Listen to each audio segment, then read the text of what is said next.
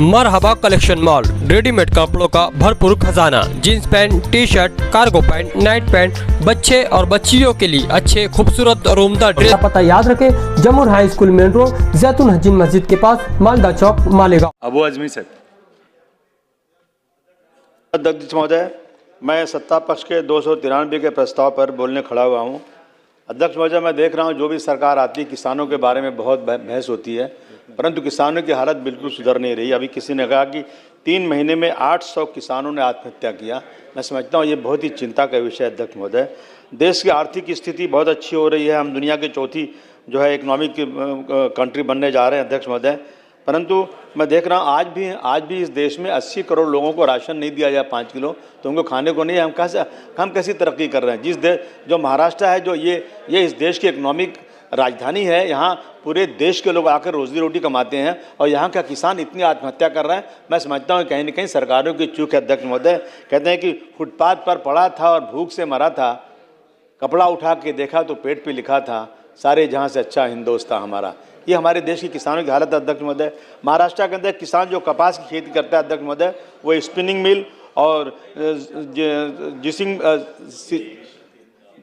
Ginning मिल की कमी, जिसकी वजह से कपास दूसरे राज्यों में भेजना पड़ता है। अध्यक्ष महोदय, सरकार उसका उचित मूल्य नहीं दे रही है, जिसकी वजह से किसान कपास उत्पादन करने के बाद भी कई महीनों तक पैसों का इंतजार करता है और वो कर्ज में डूब जाता है, जिसकी वजह से आत्महत्या बढ़ती जा रही है और आत्महत्या करने पर मजबूर है। अध्यक्ष महोदय, इसलिए सरकार कपास खेती करने वाले किसान और उन्हें नकदी और उचित दाम देकर के कपास खरीदे तो शायद किसानों को कुछ राहत मिल सकती है। अध्यक्ष महोदय, मैं महिलाओं के बारे में बोलता हूँ। अध्यक्ष महोदय, पिछले कई सालों से नवीन आंगनवाड़ी संभाजी नगर शहर में नहीं रही। जब से पिछले 9 सालों से संभाजी शहर में आबादी की बहुत बढ़ गई है। अध्यक्ष महोदय, वहाँ नई बस्तियाँ बन गई हैं, वहाँ आंगनवाड़ी नहीं है, वहाँ आंगनवाड़ी जल्द से जल्द नई शुरू करना चाहिए। अध्यक्ष महोदय, मैं महिला विकास के ऊपर महिलाओं का पहले एक टंटा मुक्त कानून था जो पुलिस स्टेशन में होता था।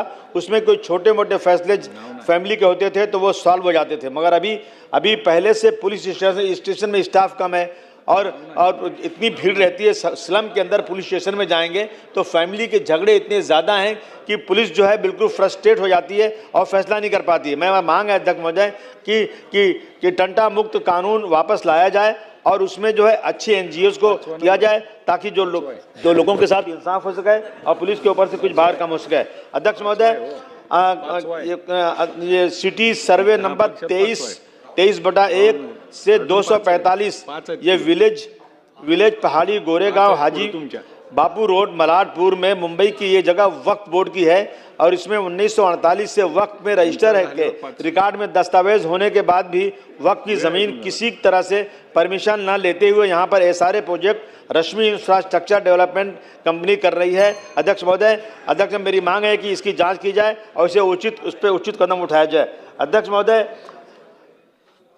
एक छोटा सा मैटर है। अध्यक्ष महोदय, मालेगांव में कोरोना काल में महानगर पालिका बंद होने की वजह से बर्थ सर्टिफिकेट बनाने का काम वहां बंद था। इस कारण उस समय वहां जो बच्चे पैदा हुए उनको या घर में बच्चे पैदा हो गए या उसके बाद जो बच्चे पैदा हुए, आज तक उनको बर्थ सर्टिफिकेट नहीं मिल रही है। 5 साल हो गए अध्यक्ष महोदय, बर्थ सर्टिफिकेट ना मिलने से बच्चों के स्कूल में एडमिशन नहीं मिल रहा है और बीच में क्या 1000 और उसके बाद वहाँ आरोप लगाया जा रहा है कि मालेगांव में रोहिंग्या और बांग्लादेशी बहुत रहते हैं।